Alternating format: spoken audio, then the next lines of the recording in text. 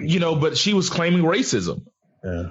And it's kind of like, I can't feel sorry for you because the world is already set up for those things to work out in your favor so many times. The one or two times that it doesn't work in your favor, because you can clearly get on CNN, get on Fox News, get on all these people and make a news story out of it. How many black people have been denied similar situations who probably were well more qualified than she is? That stuff doesn't make the news.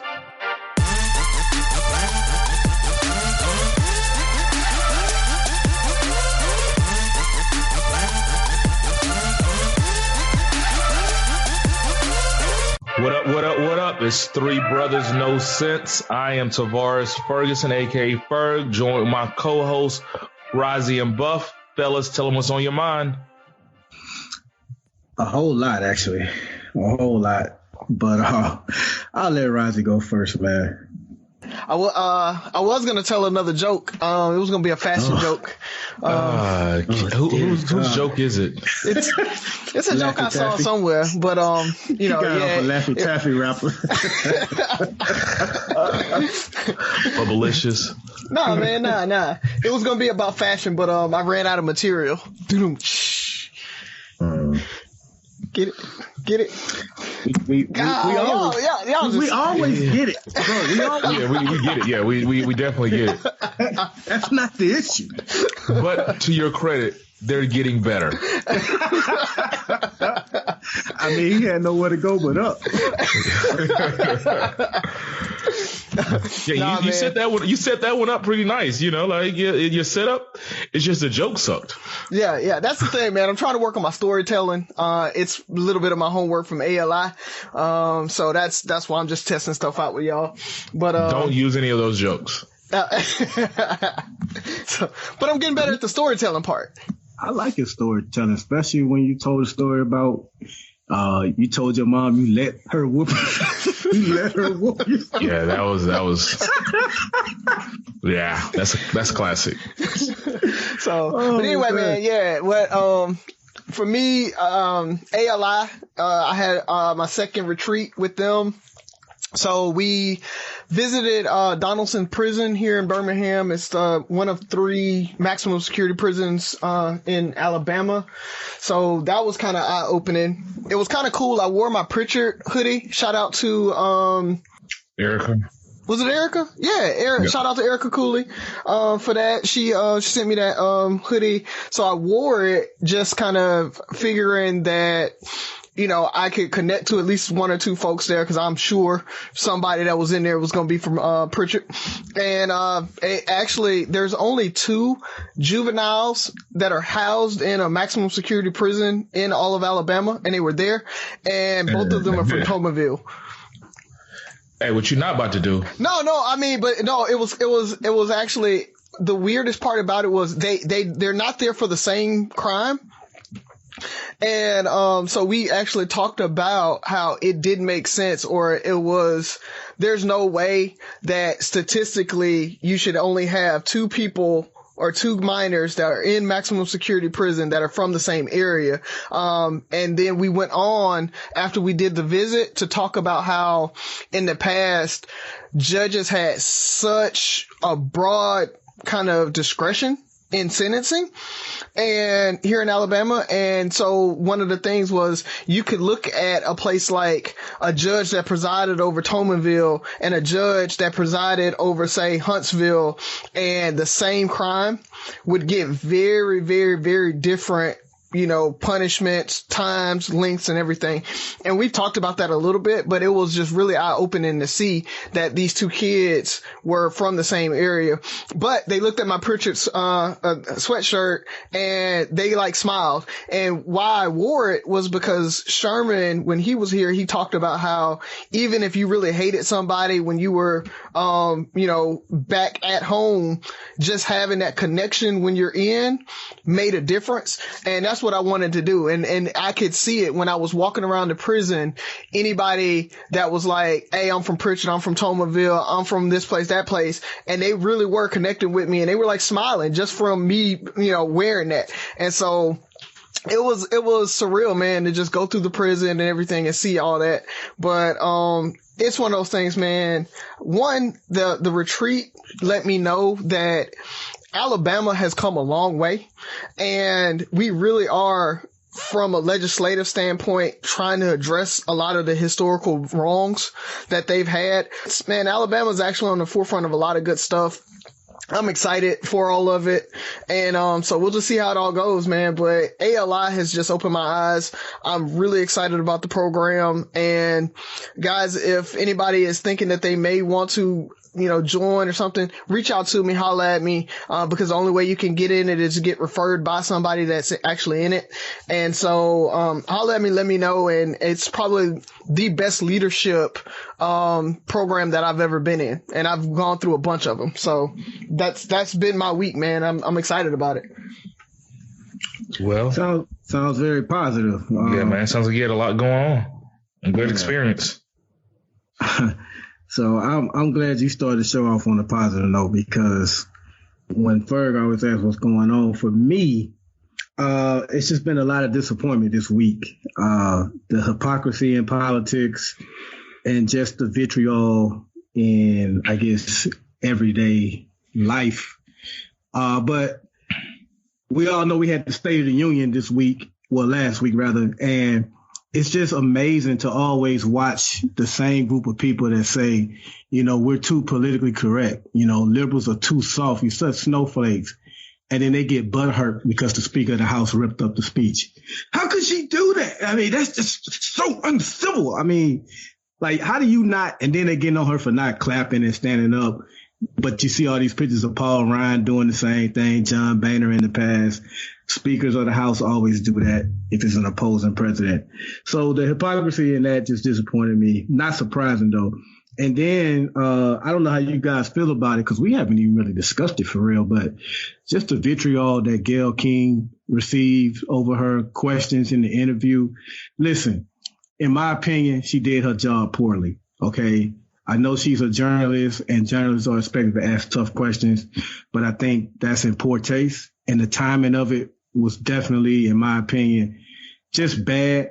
And then what made it worse is like she dug in. Had she just stuck with the original question, like, well, does it complicate his legacy? And then Lisa Leslie answered her, and then they move on. But she like dug in, and you wouldn't see that. You wouldn't know that. And, he had to settle this case and stuff. And I understand it pissing a lot of people off, but I don't think we should go as far as to be calling her bitches and coming for her. She receiving death threats, and people try to excuse it with saying, well, that's Snoop Dogg. He's a rapper. What do you expect him to say? I don't expect, well, he is a rapper, but he's also near 50. So he should know better. And my bigger problem was with the people that was co-signing it. So, yeah, Snoop said it, but that don't mean you have to co-sign it and agree and say people were literally saying she deserved that for doing her job poorly. And I just ask you, everybody who has a job that's listening to this, so you've never made a mistake at your job? You've never made a bad call at your job? You've never made a bad decision or whatever? You think you deserve to have the entire internet call you a bitch and people come for you for that? Like, if that's where we at, let me know. So from now on, when you disagree with something that I agree with, or if I think you're down in the black culture in any kind of way, let me know that it's free game to call you a bitch and I'll respond accordingly. So I was disappointed in that, man. Well, Razi, you got a lot of editing to do to start with. Yeah, I know. I was like, man. But I agree with you wholeheartedly, Byron. I was going to comment on that, and I'm glad you took it over, because Gayle did her job. She did it poorly. It seems like she had an agenda, which people have every right to be frustrated with or attack. Don't have a problem with that. Snoop had an opinion, and everybody else. But Snoop had an opinion. That's the one we've really been talking about. Mm-hmm. And he went over the line, like you said, by calling her out of her name and threatening her and stuff like that. Yes, he's a rapper. Yes, he's over 50, but he's one person. And I'm not condoning what Snoop did, But like you said, it's the people who are co-signing. And I think it goes back to our conversation a few weeks ago about being such fans of people that we take up for them for any reason. And my biggest thing is we, and I say that very strongly, we have to do better. You know, Gayle misrepresented us. You know, I've seen things where we're trading her for all these other people, whatever the case may be. She's getting uninvited to the cook-off. That's fine. But at the same time, let's say what we need to say about Gayle. Figure out what we're going to do, distance ourselves, cut her off, whatever the case may be. Don't have to call her name. Snoop, because at the end of the day, she's still a woman, still a black woman. We have to respect that, because even if you're going at Gayle to the outside world, it's you guys don't care about your own. Once again, it's the black community attacking a black woman. It's not just about Gayle. It's just seen by others that we should be holding ourselves more accountable. Snoop, the same thing. Like, I saw somebody make a post where the girl dads, why aren't they defending Gayle? And I thought, like, completely totally different connection. Yeah. But I'm like, but there is a point that as men, we have to start looking at ourselves and even people we look up to and have come at Snoop the same way we came at Gayle, where there was a wrongdoing. You had a platform. You made a mistake. Hey, Snoop, with all due respect, man, I respect you, but you can't talk to our women or about our women like that. And if you do, I got to cut you off. It's just, we just have to draw our line in the sand and be true to ourselves, because we're the narrative is not about the interview anymore. The narrative is not about what Snoop said anymore. Now it's, are you condoning what Snoop said to Gayle or his opinion on Gayle's it's not about his opinion on what Gayle said in her interview. It's about him cussing her out and threatening her. You know, the narratives have shifted. Then now the new narrative is, are you guys going to allow it? Why aren't people standing up for Gayle / Oprah, more so our black women? Is it okay to call our black women out of their name when we don't agree with them? A lot of lazy arguments surrounding it. So it's like, well, Oprah gets lumped into it, and it's like, well, they have this agenda where they've never done anything for black people. That's not true. You could say they haven't done enough in your opinion, or they could do more. But Oprah has given black men in Chicago. She's helped black men in Chicago out. She's given money to Morehouse. They've done things. So you can't just say they've never done anything. Or she's never brought up Harvey Weinstein. Yes, she had a whole ass interview with his lawyer about it. So you can say that's not enough. That's fine, but don't be lazy with your arguments. And then some of the women are saying they may agree with you and I, Ferg, but they try to lump us in and say, well, you know, black men are always looking to tear down the black women. Hold on, sister. It was a lot of black women co-signing what Snoop said. A ton of black women co-signing. So don't lay that as just black brothers. I'm just tired of everybody lumping everybody in, though. Exactly. If we don't agree with Gayle, we voice our opinion about Gayle. It's not about black women. When we don't agree with Snoop, we don't agree with Snoop. It's not black men. Snoop came for him. Now, there could be a following. He can have a following, which he does, of black men, but that still doesn't mean all black men agree with him. And I think, once again, the narrative becomes bigger than the whole issue. Now it's black men against black women. We're not protecting our black women tearing our black men down. Like, rather than Gayle misspoke or made a bad choice, Snoop misspoke and made a bad choice. Now black men and black women can't get along again. But don't want to hold up too much longer because we haven't even made it to the. I know that was longer than usual. My thing real quick is kind of going on the same line is, you know, congratulations to the Kansas City Chiefs for being the Super Bowl champs. Proud of Patrick Mahomes becoming, I think, the third African-American quarterback to win a Super Bowl. And now, you know, congratulations to all the ladies' new crush, Travis Kelce. who has took over Black Twitter. And this is, and by no means am I trying to hate on him. What I want to do is I always try to call out double standards. And it's, this dude is trending on Black Twitter. Women are in love with him. They're congratulating, applauding, and crushing on him hard because I guess they think he's attractive, one. Two, even more so because he's dating a Black woman. But it seems like there's that same situation. If there was a Black player that did the same thing with a white woman, it would be an outrage or look at him. And it's just like, I'm tired of us, picking and choosing when we think things are appropriate.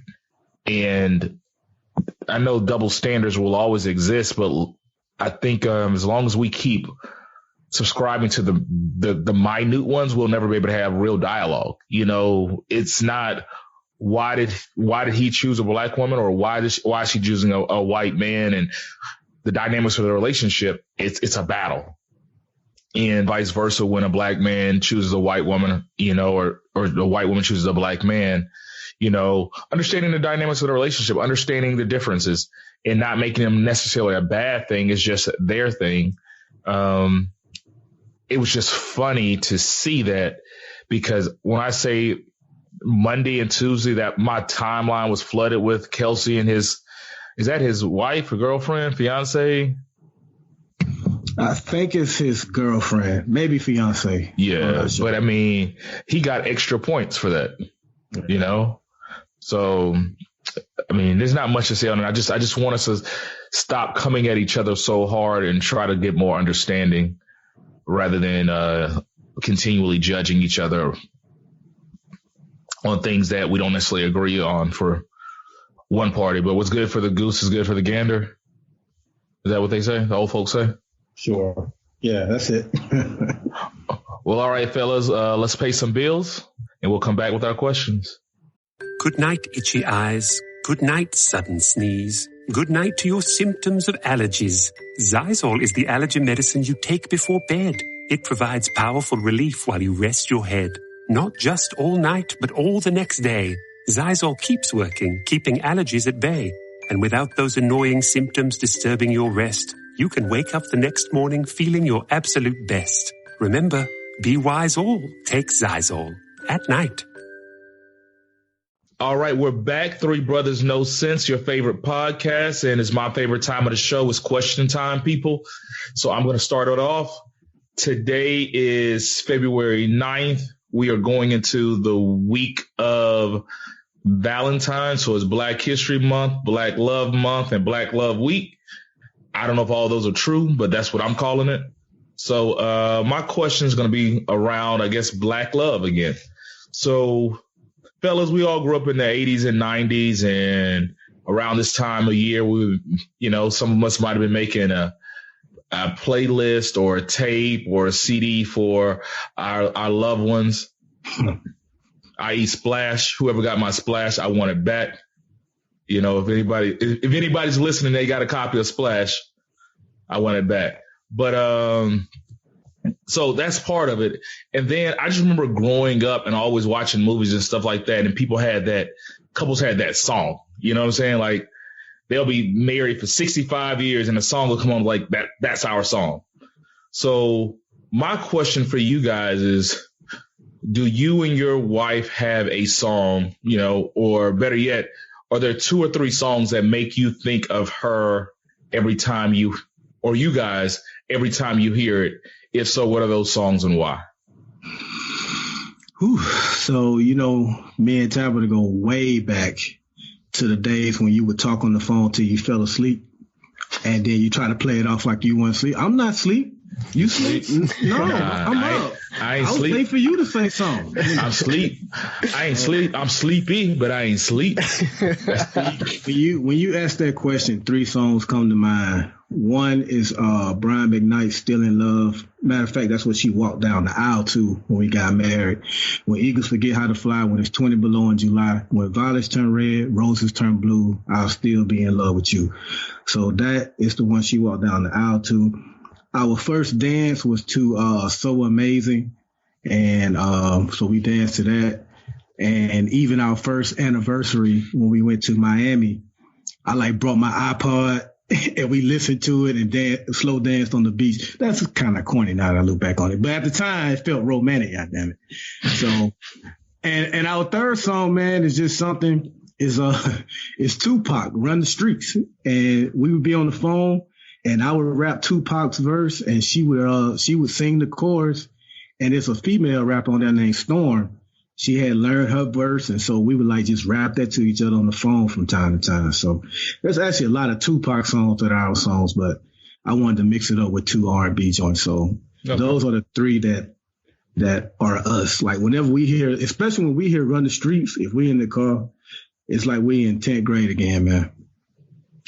All righty, those are the good 3. Well, Razi, give me what you got. I had to think about this because it's me and Jenica are so all over the place. Y'all might laugh at this one, but the Chuck E. Cheese birthday song. Because our first date was at Chuck E. Cheese, and so it's hilarious. But it reminds me of that first date. So wait a minute, is the Chuck E. Cheese birthday song different from the regular birthday song? Yes, yeah. The Chuck E. Cheese is like, "You're a birthday star at Chuck E. Cheese." Oh no, I don't know that song. We all aim to please. Hey, you got to post that on the page, yo. How do you know the song?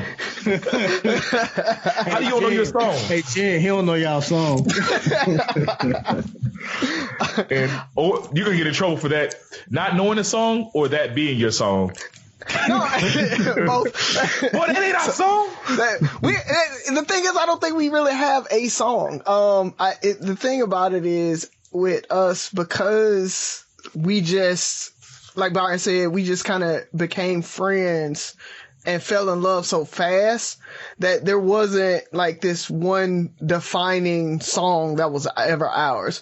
So for me, it's just songs that make me really look back at her and be like, okay, they make me think of her.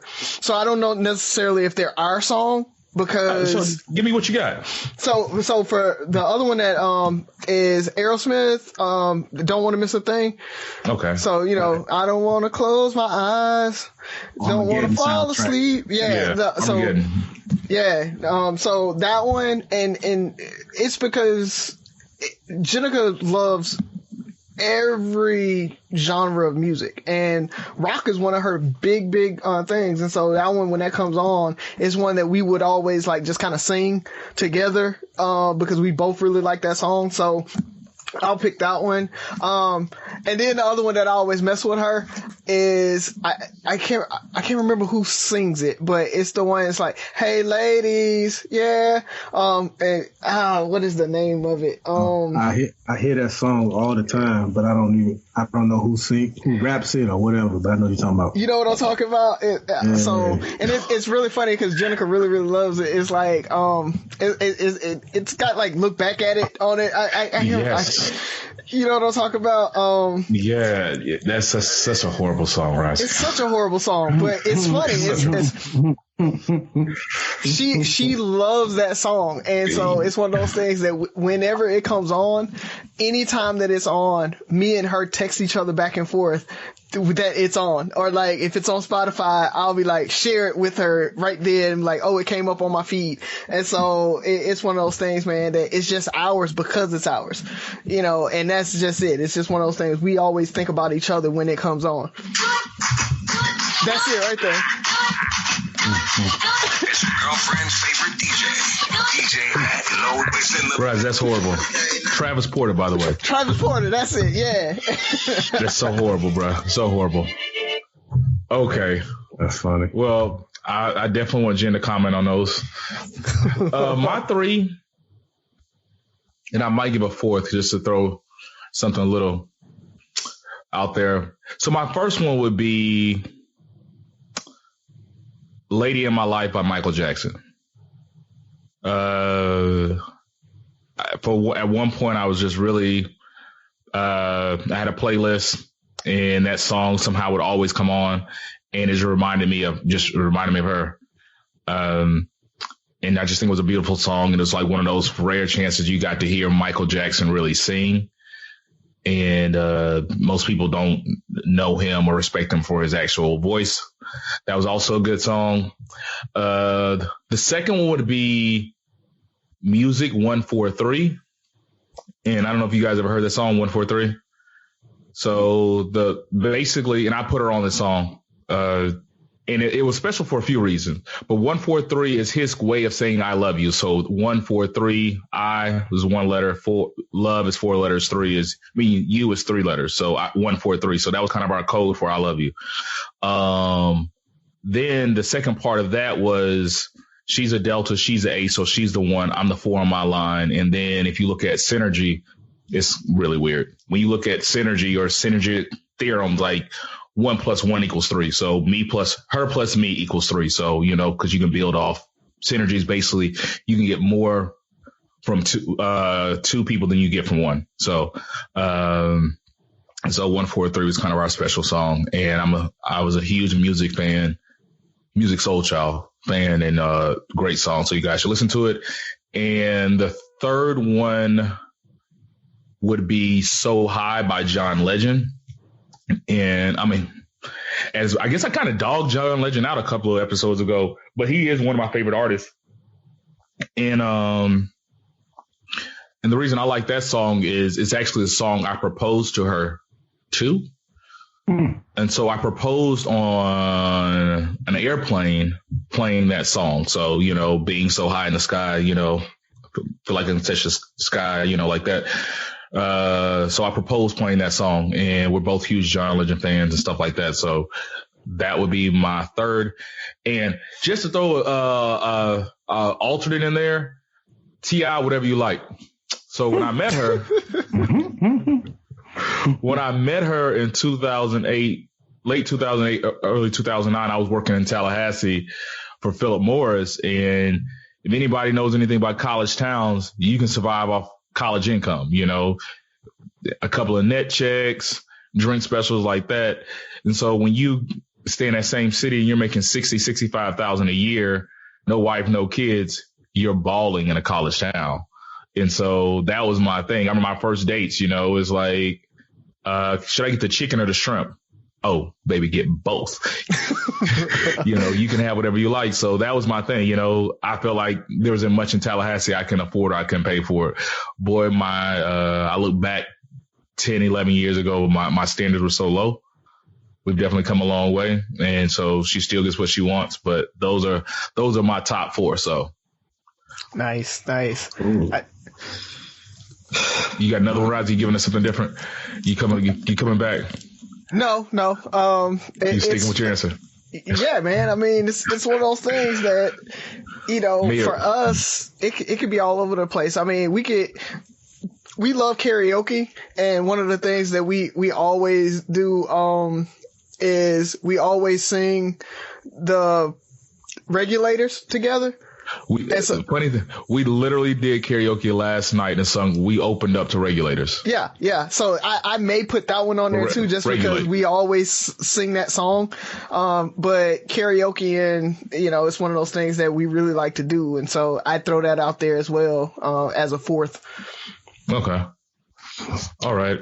All right. Well, once again, the person that goes in front of me is pretty positive. So here I come with the opposite tone. Well, I tried to keep it positive this time. So this question is something that Tabitha and I have disagreed on. So I wanted to bring it to you. Yeah. So I agree with you, Tabitha. And I feel like I know what your answers are going to be, but I want to explore it. Do you guys feel that Black people can be racist? Yes. Definitely. Now, the thing about it is they can have unconscious biases, and buying the stereotypes and that type of thing. But along with being racist comes racism, where you have to have the power to actually affect and negatively affect the other person.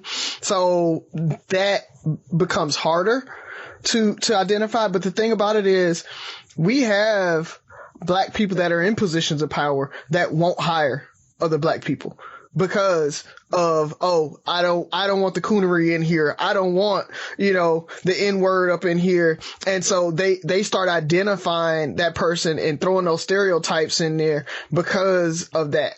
So I do feel like black people can be racist, and they can be in those positions of power to negatively affect that person. They may buy into the negative stereotypes and the system, and they may be a realtor and they automatically think, when I got a black client, I'm gonna throw them in a black area. You know what I'm saying? They have been ingrained in the whole redlining thing, and so they start doing the same thing that we thought only white people were doing, but they end up supporting that racist system. So I definitely think they can be racist. So it sounds like you're saying you believe that black people can hate their own race. What about, can they be racist toward white people? That was my follow up, because it seems like I think so. I mean, I think the same thing is it's one of those things that they definitely can be racist towards the person. But the problem is that they're not going to have a lot of that power because of that white privilege to be able to really affect that white person's life. Like you're not negatively going to affect that white person, but you might. I mean, if you're the person that's making the decision on whether they're going to get, I don't know, approved for a loan, or if they're going to get these benefits and stuff like that, and you're just like, I just don't want to give it to them, and so I think that can happen. I think it happens less than most times. But we really have to make the differentiation between racism and unconscious bias. Unconscious bias is those stereotypes that we talked about in a previous episode, where, it's just ingrained in me that I think this way, or I think that way about a black person or white person, automatically assuming when you hear a story about a doctor that the doctor's a white male. You know what I mean? That it just, you fill in those gaps, and you automatically put those people into what you think, or what society has told you those people fit into. And so you do that. And so you can become racist just by not assuming that white person is, the manager, or you assume that the black person is the help and the white person is the manager. So I think you do that. It doesn't affect white people as much, but you still can be racist towards them, if that makes sense. Well, I thank you for going first, Razi, because you definitely opened my mind up. Because if I would have went first, I would have said no, based off of racist as I know it. But it goes back to something I think I've said 1,000 times on the show. I don't believe in any absolute, so this stands true. So I would have originally said no, black people can't be racist. But based off of Razi's argument, they can be to a certain extent. There's not a there's not a systematic racism going on within the black community towards white people. Like, we don't have the power to, all right, we're about to make sure none of these white people ever get a job. Like, we don't have that stuff going on. But like you said, there's those one-offs where I might have the power to say, I have two candidates, a white person, black person. I'm going to choose a black person just because they might be a little less qualified, or they might be equally qualified, but I don't want to work with this white person. I'm going to make sure this doesn't happen. But I don't think it happens as much, and the impact is not as deep, Then in your other example, when you were talking about black people being racist towards our own, I think they're just falling in on the current systematic racism that we have set up in America. So they're just pawns. Like the power has been extended to them, and usually the power has been extended to them because somebody sees that I feel like they're going to carry out the agenda anyway. It's like, well, I can put Razi in this because I know he probably ain't gonna hire that nigga either. So exactly. Excuse me, Naker. He's not gonna hire that Naker either. So yeah, I guess it does exist. It's just not as profound, and I'll never feel sorry. And maybe I'm overstepping. I'm not gonna feel sorry for white people for being a part of experiencing this racism that we've experienced for centuries. Like, okay, Byron then hired them. Now the person out in Texas that was trying to get into UT and they didn't get in because of I think her name was Abby something. Yeah, because stay mad, Abby. Stay mad.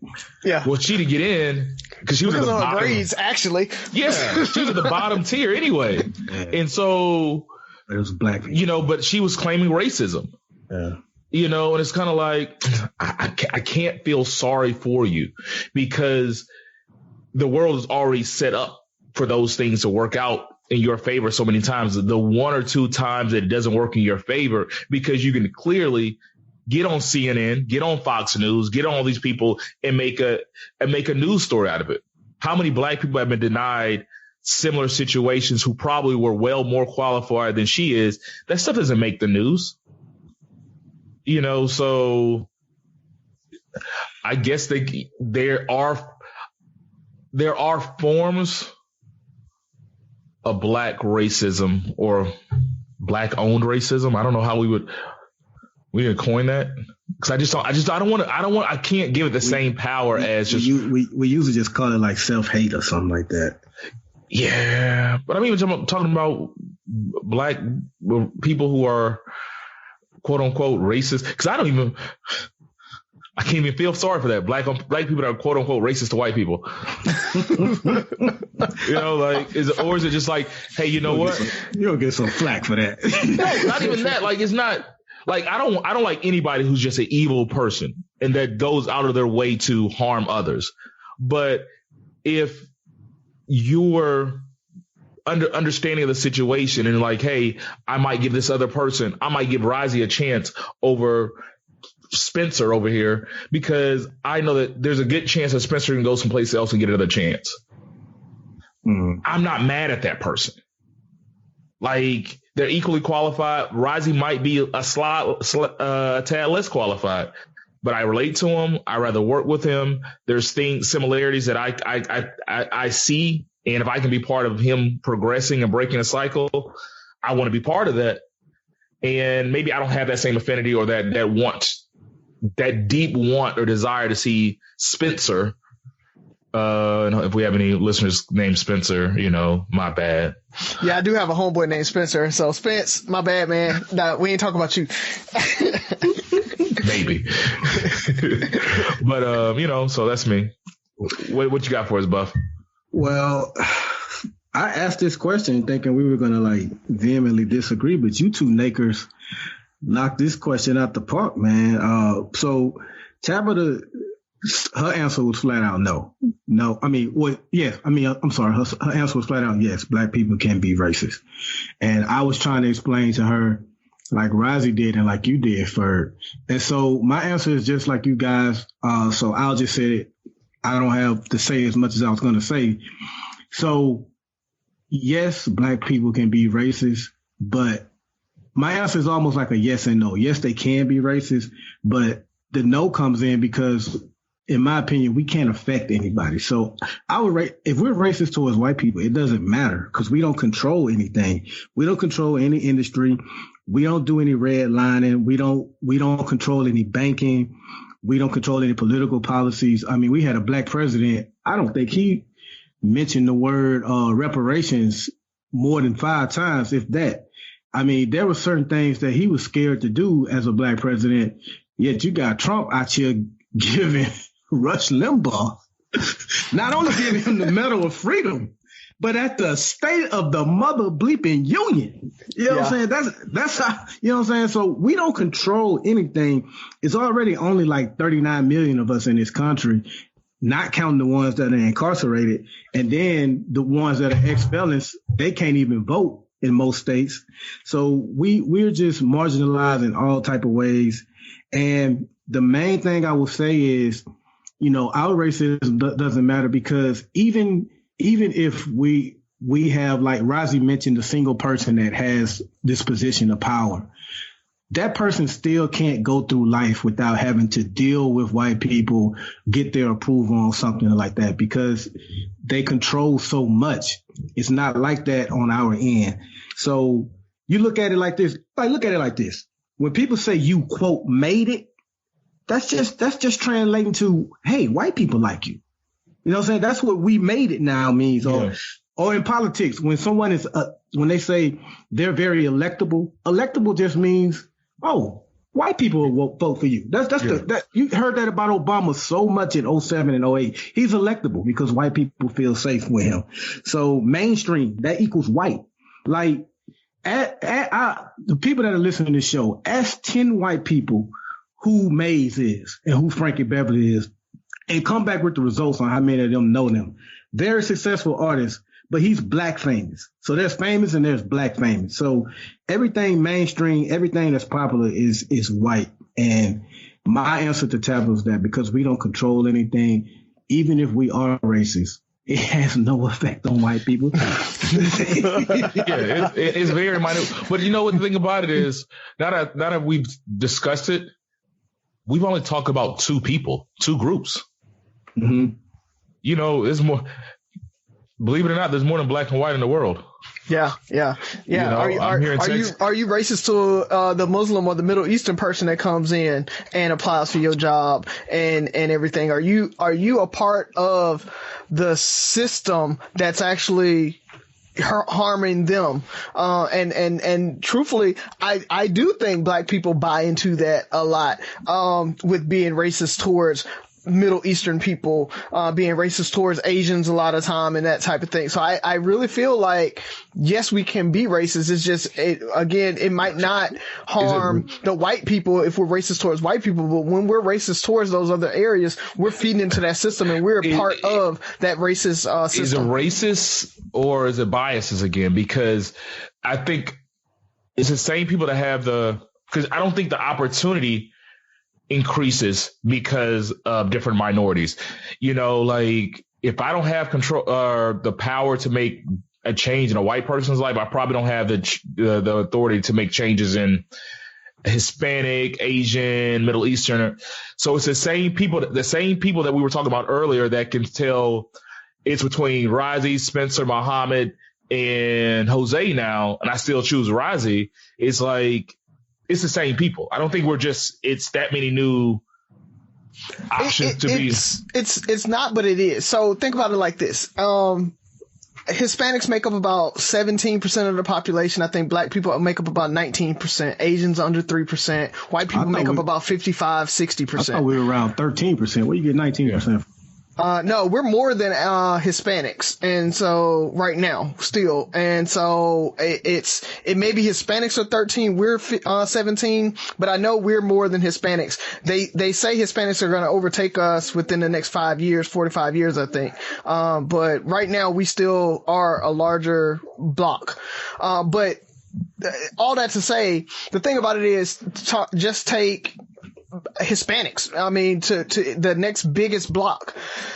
If we are contributing to that racist system, so now that they are going up against the 55% of white people that are, say, setting up this system to be racist against them, you add us on top of that, now they're going up against 70% of the population that's setting up the system against them. So that other 17, 15, 13%, whatever it is, we can look it up and actually validate it, but that rest of that percentage makes a difference in whether they actually can get jobs or not. And so I think when we talk about we might not have the power to make a difference with like against white people, that's because they're the majority. We do have the power to assist positively or negatively with those other minorities. Okay. Well, I think some of the stuff you pointed out was more or less like stereotypes, and you may have one or two individuals that are racist towards Muslims or Asians, but by and large, black people are not racist towards them, because if we were, they wouldn't open up all these stores and shops in our neighborhoods. I mean, you have so many Asian shops in our neighborhoods. Muslims have gas stations in our neighborhoods, Ride with Pride and all these other off-brand name gas stations they have. So we can't be too racist, because they sure do come in our neighborhoods and take our money. So they don't mind doing that. I mean, do we not shop at those white places? I mean, even if we are trying to be racist. But listen, though, how many black-owned businesses are in white neighborhoods? You go to Beverly Hills and stuff, like, unless it's just some hugely, wildly successful. Oh, I see what you're saying. Made it. I mean, so we can't be racist because they come in our neighborhoods. I see what he's saying. So he's not saying we still gonna have those biases. We still can feel as strongly about them, not like them, whatever the case may be. And not saying that's my stance, but if that's the case, they still have the power we don't stop them. We can't stop them from doing anything. They're still gonna do what we don't affect their agenda. Yeah. White people can stop us from getting a shop in their neighborhood, but we can't stop Asians from doing this. We can't stop Arabs from doing this. Like people take over our neighborhoods all the time, and we have But that is a stereotype in itself to say, oh, the Asians only have shops, or Muslims only have shops, and that's all they do. There are Muslims that are in corporate America. There are Asians that are in corporate America. We're not saying that. That's not the thing. No. What I'm saying is, when we talk about the system, we're talking about being able to go get a job, being able to go get a mortgage, being able to go get things. I think you missed my point. What we're saying is, you started off saying that black people can be racist toward Muslims. And what I'm saying is, how can that be when Muslims are so comfortable with having a place of business in predominantly black neighborhoods? Asians are comfortable having businesses in predominantly black neighborhoods. So if we are racist, they ain't feeling it, because and I don't think, I mean, it's because most black people aren't racist. So we're not talking about the whole, okay, all of us are. Yes, they can come in there, but we're asking the question, can we be racist? And so when we talk about can we be racist, you're talking about probably the exceptions. You're talking about the ones that are going to be racist towards them. Not enough to affect anything. To your point, when you're saying, let's say we're the 15%, our 15% is not necessarily voting for them.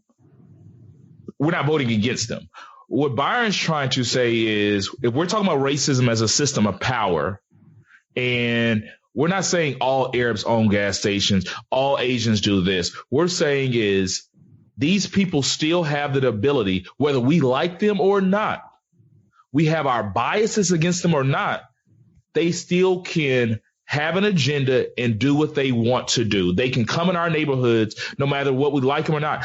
I'm from the hood. I've seen people go in there and cuss Asians and Arab people out all the time. Why are you in our neighborhood? They can get as mad as they want to. They can't kick them out the neighborhood. They can't get them out.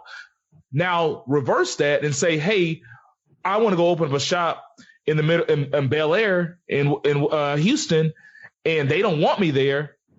I'm not going to be there. Like, there's going to be some way there's a system set up to make it difficult for me to get into those areas.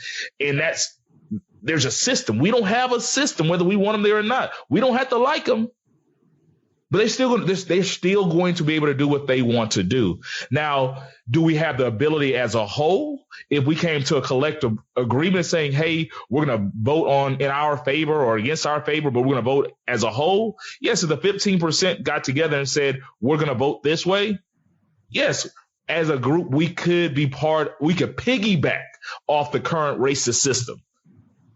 But we don't have the power on our own to make that stuff happen on a general sense. Yes, there's always a one-offs. It's always, I cannot hire this person, or I can't, I can do this or this. But as a whole, we don't have the power to really affect others as drastically. I can agree. I can agree with that. Like I said, as a whole, I don't think we're trying to. But when you talk about piggybacking on the system, is what I'm talking about. So as a race, as individuals in our race, because you got to think, most white people aren't racist. Most white people aren't like they may. Be cool with the system, down with the system, but they benefit from the system. But those levels, they're not blatant there's racist. levels, and so that's my thing. And so my thing, there are black people that are more racist than some white people, and so that there's a continuum. Black people, we are not a monolith, so that we're more biased, but we can't be more racist.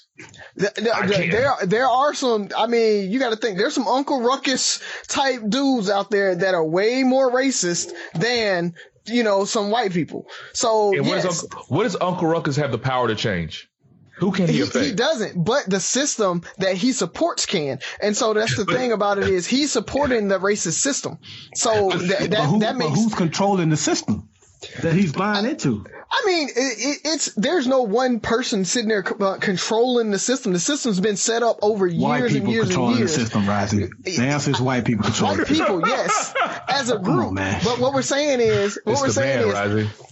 He can be in that system, and just like Ferg said, they'll let me in because they know I wouldn't hire that dude anyway or that nigga anyway. So what they're doing is those white people will let Uncle Ruckus in, the Naker.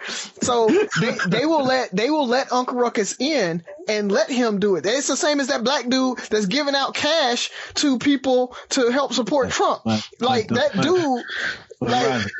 the Uncle Ruckus example that you're using, his support or non-support doesn't even matter.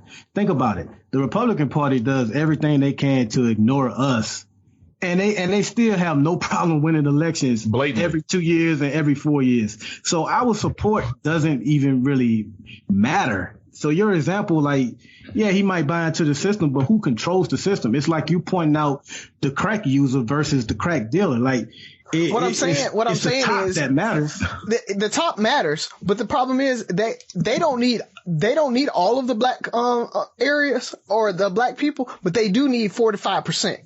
So and that they do need, and they know that. And so when you talk about political strategy and things like that, they know they have to just shave just enough off so they can win. And so they need that support in order to be able to win.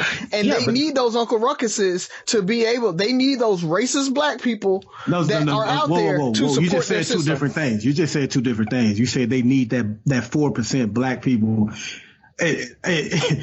That Uncle Ruckus and black people is I mean, that's like two different voting blocks right there. So what I'm saying is they can ignore pretty much the entire race of black people. They can ignore another 96%. They'll pick off the Hispanics. That's how they won Florida. Exactly. They'll just pick off Hispanics. So that's what I was about to say that. So we're talking about Uncle Ruckus. Uncle Ruckus doesn't matter because they're going to be an Uncle Rodrigo. The whole thing is Rodrigo. Because all they need is a small amount. Uncle Ruckus has no more power than Uncle Rodrigo. It doesn't. It's just, they just need a few outliers from any community that most likely will vote against their own well-being or the greater good for their people. Because it might benefit Ruckus. It might benefit Rodrigo. But if they can find that 4% across the board, they can get 2% from the black community, 2% from the Hispanic community, and 1% from the Asian community. They have their 4% and they met their quota. And I just want to say also, I said, the Republican Party ignores black people. I don't want to make it seem like the Democrat Party just is completely embracing us. So what the Democrat Party do is they just say we're just more inclusive. So yeah, you all can come in, but it's not like they're so much catering to us either. I mean, they're both bad. I just wanted to get that point out there as well. Yeah. So Razi, I took it seriously. You gonna take us home light, or you going serious too? I think a little bit of both. So we've been talking about the Nakers and racism and things like that. So I do want to talk a little bit about that. So you guys know Robert Downey Jr. at one point during his career was very famous, and I think he got a Best Supporting Oscar for his time in blackface, or he was at least nominated for it. So anybody who doesn't know, Robert Downey Jr. played, and he was ripping off some French guy who did blackface in the, I think, 40s, 50s or something.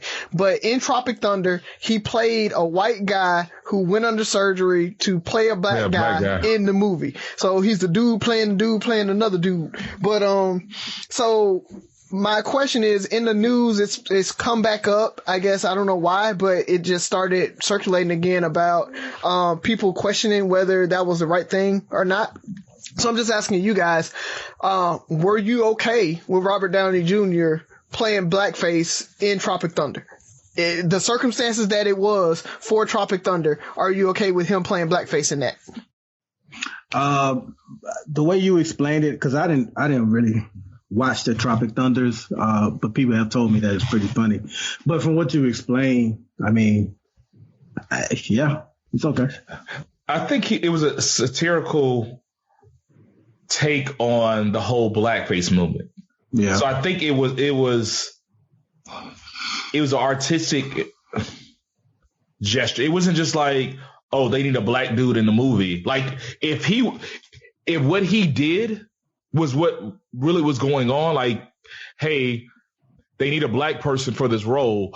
I want to be that black person, so I'm going to put on blackface and play a black person. And that was real life. Yes, I have a problem for the fact that they made fun of how crazy it was.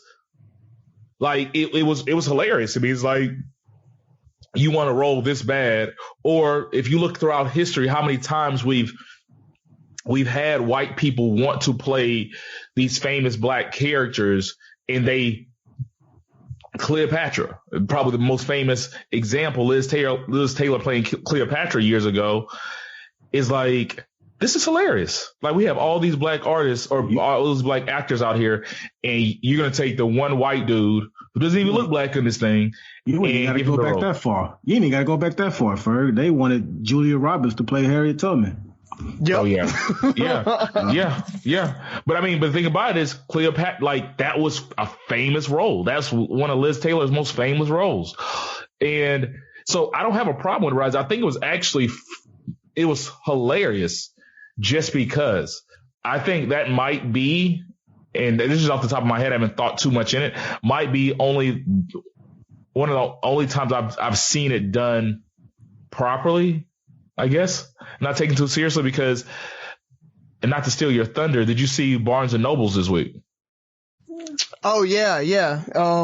So they put a book, and it had the blackface. Like, it wasn't a book. They had I think they did I want to say it was a top 10 American classics, and they changed the cover to make the main characters black.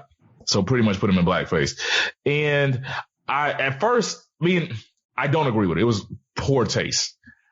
I think what they were trying to do in this situation was embrace the new wave of characters being black, like, and especially in kids movies. Like, the latest one is A Little Mermaid, where I think Chloe's playing Ariel. Ariel, yeah. And so they're like, well, this is the world we're living in.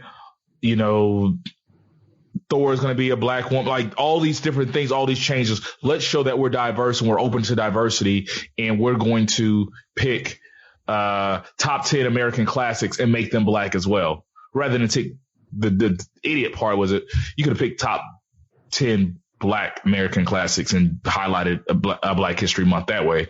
But to make Captain Ahab black, like it doesn't make sense, because I was debating with somebody about this. I get their attempt. I guess I'm giving them the benefit of the doubt, but the narrative of the story doesn't change. Like everybody, they're still, it's still taking place in the same era, same area, and the black character doesn't fit. Now, like The Little Mermaid, and when they do remake movies, they'll, even like The Princess Frog, they made it take place in New Orleans and stuff like that. So her being a black character made sense how they wrote the story. Like they're not changing the story They're just saying, hey, Captain Ahab is black now. Go hunt a whale. But I'm sorry, Tropic Thunder. So before I give my follow up, Razi, what's your answer? Did you have an issue with it?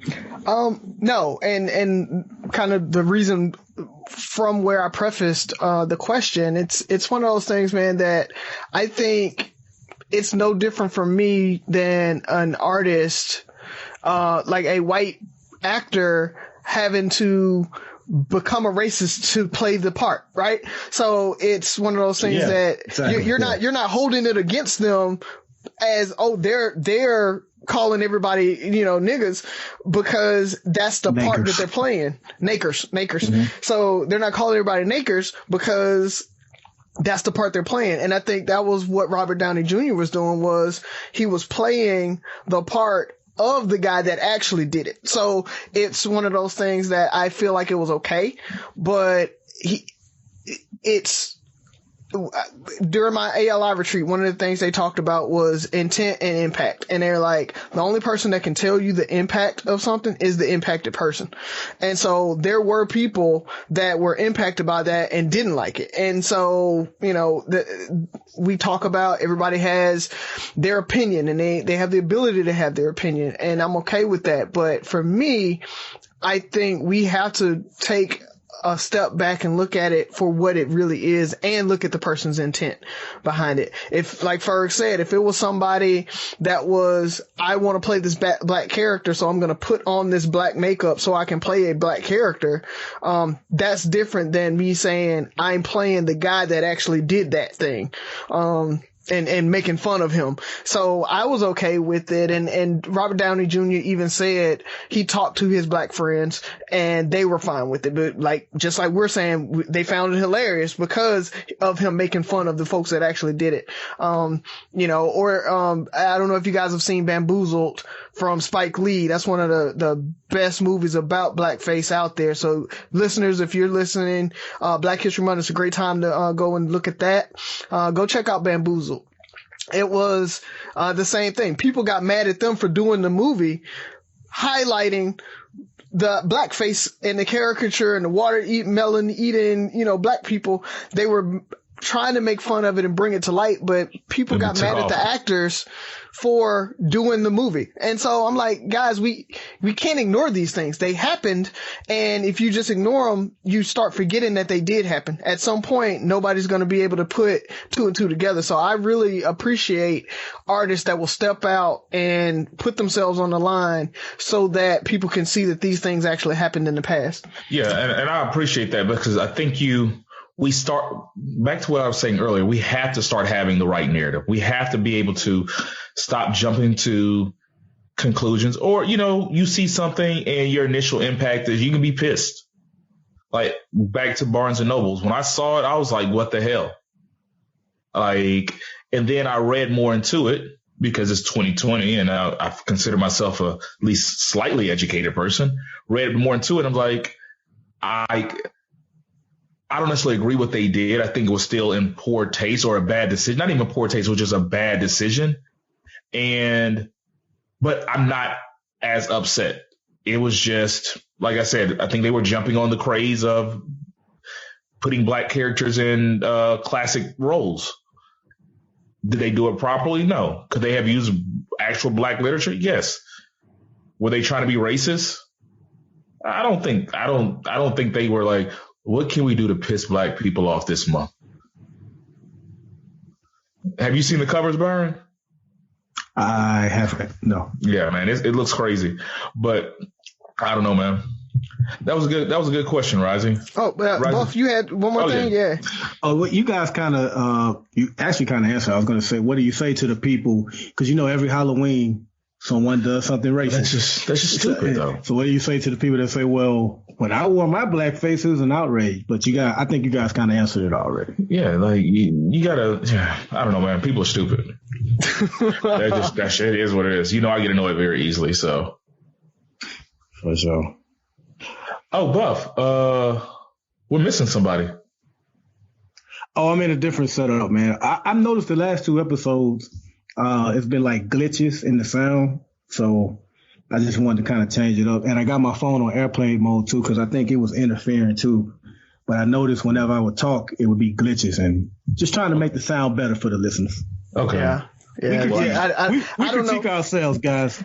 Oh yeah, we go hard. We'll listen like, oh, there's some buzzing in the background. Oh, I apologize for the buzzing last episode if you guys heard it. It made me mad. I almost to the point where I wanted to come home and re-edit the show to take it out, but I was just like, you know what, I'm gonna roll with it, and we'll just talk about it on the next episode. But yeah. All right. Well, I think that's our show, fellas. Let's leave them with something to think about. What's going on, Razi Buff? Who's taking us out? I got like 4 points, but they're very quick. One, I want to thank everybody for the birthday wishes on the Three Brothers No Sense page. Really appreciate that. Turned 39 this past Saturday, so a brother getting old. So thank you for the birthday wishes. Valentine's Day is coming up. And listen, I don't like the holiday either. Trust me, I don't like it. It's a made-up holiday to spend money. But with that said, don't be that guy and have your lady be the only lady in the office that didn't get anything. If you want a happy home, man, just go and submit to it. Just do something. You don't have to go all out, dinner, flowers, just some type of acknowledgement. It is a dumb holiday, but it's still good to have a day to make you stop, because we all work and get busy. And sometimes we do need that reminder to show that person we love that we love them. Just like we have Black History Month. Yeah, we black all year, but it's still good to have that month to where we say, hey, let's remember the accomplishments that Black people made. So we got that.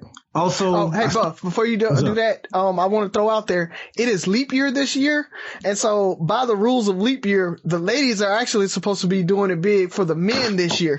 So ladies, if you're listening, you need to be doing that. I will yes, find sir. it. We will post it. But that is the wives' tale of leap year is that, yeah, the ladies are supposed to do it big for the guys this year. That's what's up. Okay. I'm glad you put that out there. Speaking of Valentine's Day, let's spread love. I started to show off on a kind of, I guess you could say, angry tone. And my main point is, I just want us, what Ferg said, I just want us to be able to disagree without name calling. Like, let's stop writing people off. Like, some of you guys wrote Jay-Z off because you disagree with how he got in bed with the NFL.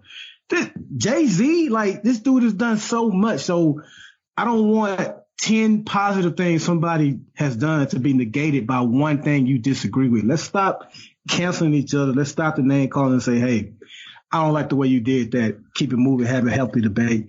And last but not least, well, him and B got, they got I'm not in a beehive, but I think I can call it B.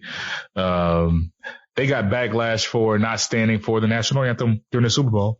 Yeah, he said they was working. It wasn't a political statement. I don't even know what that means. I'm like, okay, Jay, all right. Oh, and my last point, man, just a special shout out to Ambrosia Mentor and the homie Nicholas Ramsey. They got some merch and they posted it to help, spread the word about the show. Really love what you wrote about us, Ambrosia. That meant everything to the three of us. So thank you too. I know, Nicholas, you listen to us all the time when you're like driving around for work.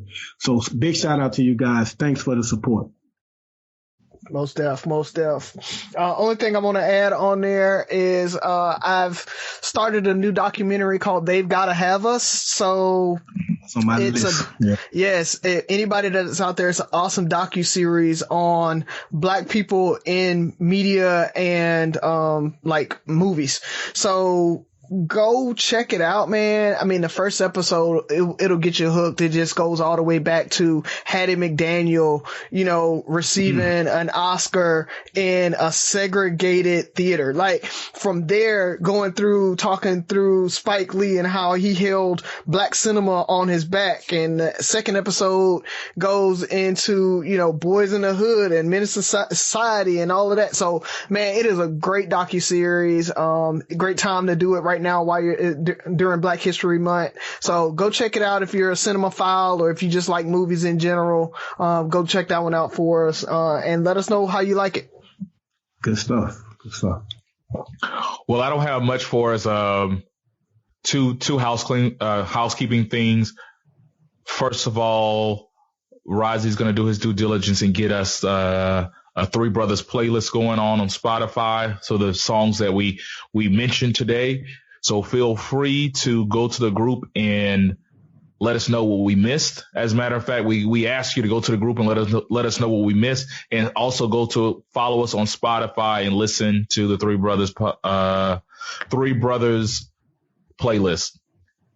Last but not least, I want to say congratulations and welcome to the world for my cousin, one of my dearest friends, Melvin Johnson, just had twins for Byron's birthday, so we'll never forget their birthdays. So Byron celebrated 39, and Melvin, Brandon, and Bryce celebrated their first day on Earth. And so we'll be praying for him and his family, that the twins make it through everything safely, and for the mother. So that's me, just adding somebody else to the family, just keep it growing. And with that being said, it's Three Brothers No Sense. Remember the 6 rules of podcast: listen, like, share, subscribe, comment, and most importantly, listen again. See you next week.